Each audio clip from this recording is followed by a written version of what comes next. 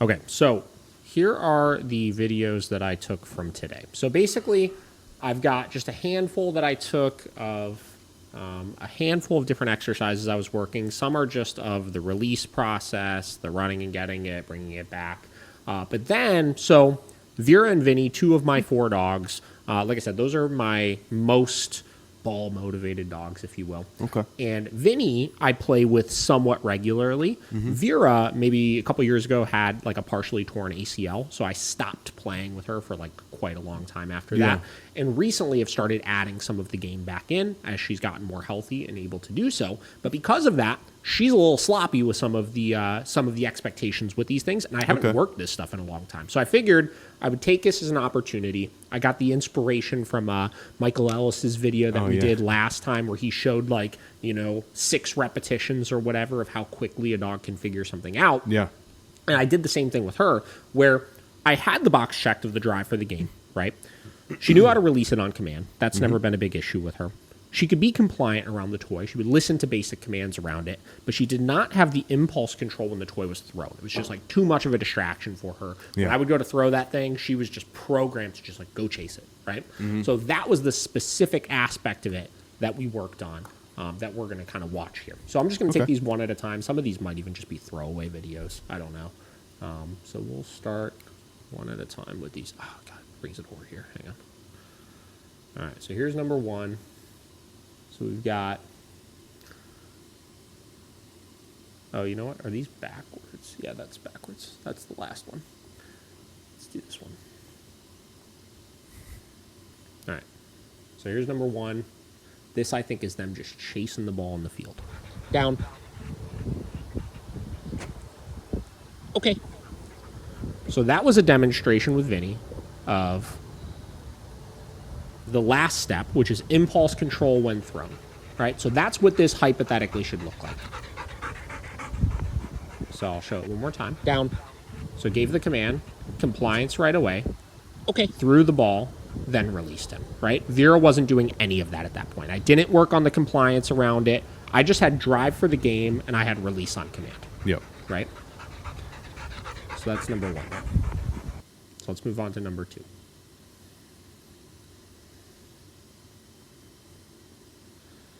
Here is, let's see what this is. Down. No. Vera. Down. No. Down. Okay. So that repetition you see was she downed on command, but the second I would raise the wand up, she popped out to go run for it. Yep. Right?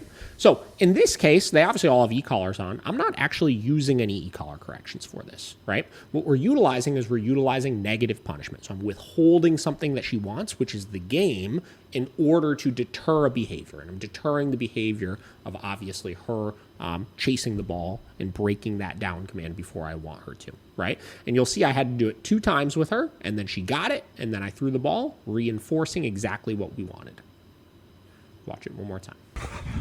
Down. No. Vera. Down. No. Down. Okay.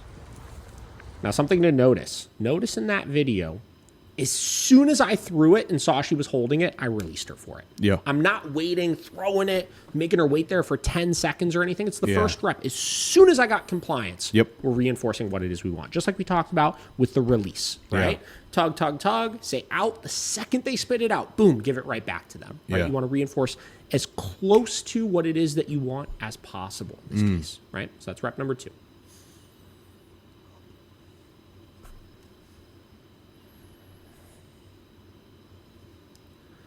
Rep number, no, this is rep number 2, sorry. Out. So right there, demonstrating releasing the ball quickly. Down. Compliance around the ball. No. Down. Okay. So that time you see it took 1 time, right? Yeah. She broke it 1 time, held it, immediately releasing for it.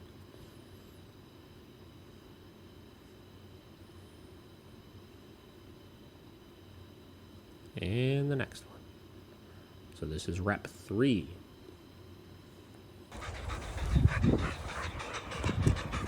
Down.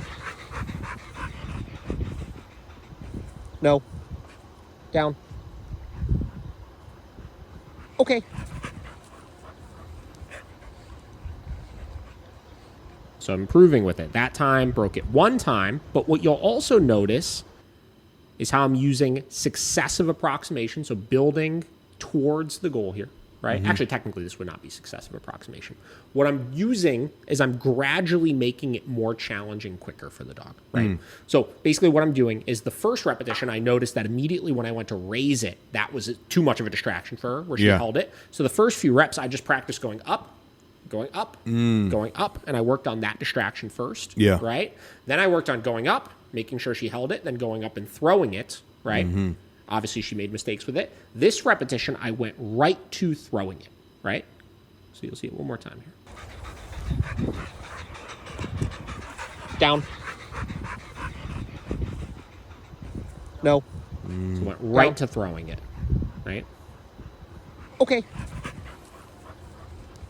So I'm making it more challenging for her. Instead of babying her through it, I'm going right to, you just got to hold it when I throw it. And here's the next. So this is rep 4, I believe. Out. Down. No. Down. Same deal. Threw it right away. Okay. Waited for full compliance. Waited for full compliance. So rep 5.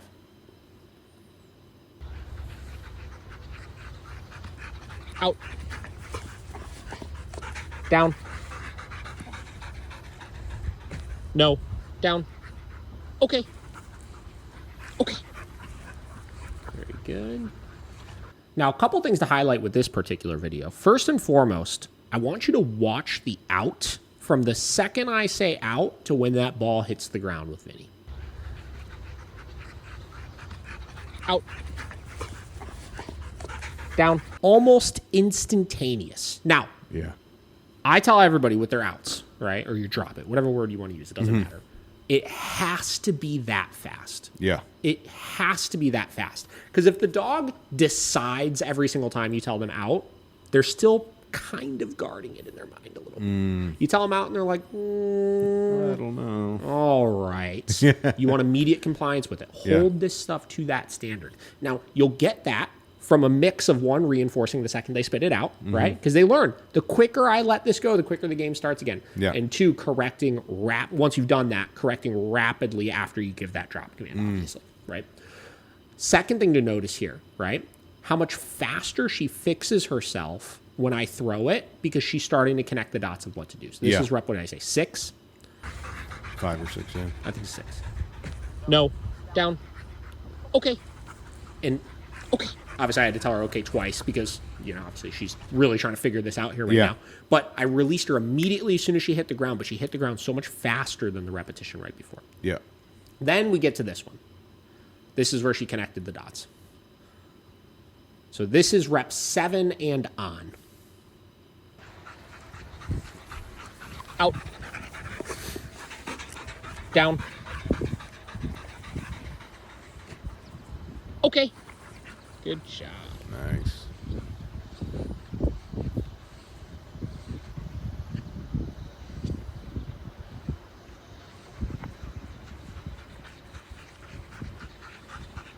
Out.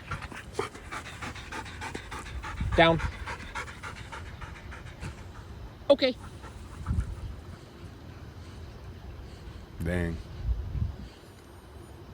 And I just let this go so people believe me when I say that was literally, the dots were connected. Right? We're having 7, 8, 9, 10. Out. Down. Okay.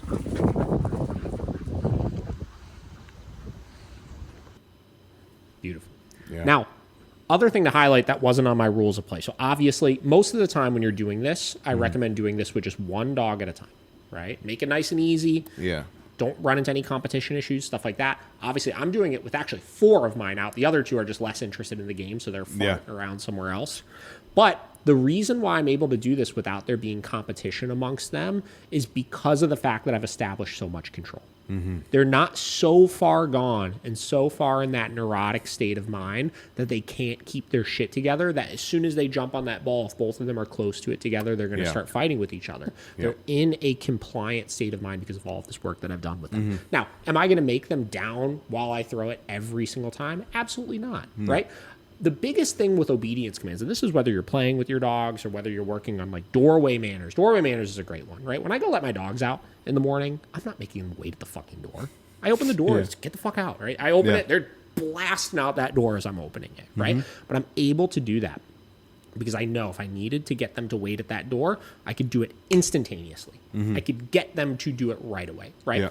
A lot of these things we do from a training standpoint of ensuring compliance around certain triggers is a prerequisite so we could give the freedom, knowing that when we give the freedom, if it gets too far, we could reel it back in very, very rapidly. Right? So most of the time when I'm playing with them, it's literally just throw the ball, they bring it back, they let go, I grab it, throw the ball. You know what I mean? It's like just going through the motions of it. And I sprinkle these in every now and then just to make sure that I'm going through this stuff. So all these rules of play, right? They're more prerequisites of play. That if you want to have a healthy play relationship with your dog should be able to do all of these things. Right? Yeah, for sure. Now, will you be able to play with your dog if you don't have all of these things established? Like, yeah, right? Will you be able to get away with it with a lot of dogs? Yeah, you absolutely will. Even if the dog doesn't let it go right away. There's plenty of dogs that you can just go out and play with, and it's going to be fine. Yeah, right? 100% fine. But will the game be more enjoyable for everybody when there's rules? Yes. Yeah. Right? Oh, yeah. Look at it like if you're out playing a sport. If there was no rules to football, right? Sure, you can go out and probably have fun and tackle each other and throw the ball and catch it and stuff like that. But it's going to be more enjoyable when everybody's playing towards a certain goal. Yeah. Right? Or with your dog, when you guys are playing towards a certain goal, and the dog knows the expectation of them, you know the expectation of yourself and the dog, and you could go out and you could be connected while you're doing so. You're just going to get so much more out of it. Yeah. Right? And that's why this stuff is important. And every now and then I post some videos like this, kind of highlighting some of the rules and the level of control you should have around your dogs when it comes to these things. And everybody's always so impressed by it. And it's one of those things where I think it was Chinook Canine said it best on one of the podcasts that we had with him, where he said, you know, so few people are focused, like so many people have issues with their dogs when they're in a state of drive. Yeah. Right? So instead of trying to like suppress the drive constantly, let's just train the dog while they're in drive. Now, I think that's a really great statement and absolutely true. Obviously, there's some nuance to that conversation, right? Of we do want to look to decrease drive in some places, obviously. But if you could look at something like this, which is 2 dogs gung fucking ho for a ball, right? And I could train them and get them into a clear-headed state of mind while they're in drive. That's going to make it so much easier for me to gain that same level of control if you run into an emergency situation where they're chasing an animal, right? Or in a similar prey-driven state of mind, right? So that's why we focus on these types of things. And I also just think it's cool to see the progression of like rep number 1 when she couldn't even like keep her shit under control, you know, to rep 2.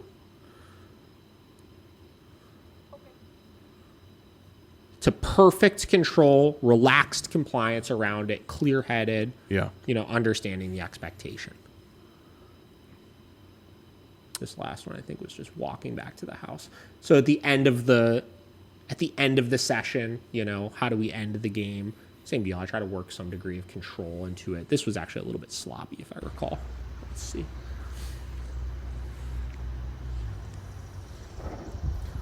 There's the other 2 just over it. They're like, can we go back home?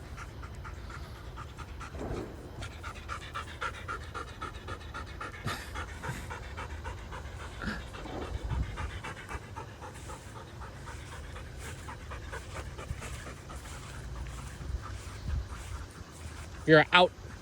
Good. Immediate compliance with the dropping of it. Come. No, come. And then we focus on just walking calmly back to the house then after. Yeah. right? So making sure that we end on a nice relaxed note, making sure we end with the dog still focused on us, making sure that we end compliant, right? Yeah, and a big thing that would impress people immediately, above all, is that you have 4 dogs in your vicinity, just relaxed, but just not doing anything. They're staying in your vicinity, staying calm, staying relaxed. That's something in itself to note. Yeah, and listen, they're all tired at that point. Like, I was Yeah. playing with them out there for probably, 15 minutes or so. Yeah. It was a nice, good workout for everybody. They all liked it. They were all nice and chilled out after the fact. But it's all because of the rules, right? Yeah. It's all because of the rules we put in place. I mean, Yep. you wouldn't believe, I'm sure there are people on this podcast that could relate to, like, when you go to end the game with your dog, if you don't have rules established and you have no impulse control with your dog, it's a shit show, Yeah. right? It's You got to wild. put that toy away and they're just freaking out, jumping on you, trying to get into Oh, wherever yeah. it is that you're putting it and stuff, right? Because of all these rules, they realize, like, the game's, it's over, Yeah. right? You're not getting it back right now, and they don't feel so emboldened and like entitled to like push you around for it. And it sounds contradicting because at the beginning of this podcast I said, in building drive for the game, if you have a dog that doesn't have a ton of drive for it, like my 2 there did, like my other 2, they're not super into the game. If I wanted to focus on building that drive with them, I could, and I would just start with those basics of figuring out what it is that they like in that process, Yeah. and nurturing it and building it from there until I have the intensity that I'm looking for. Then I look to cap it and add rules to it. Yep.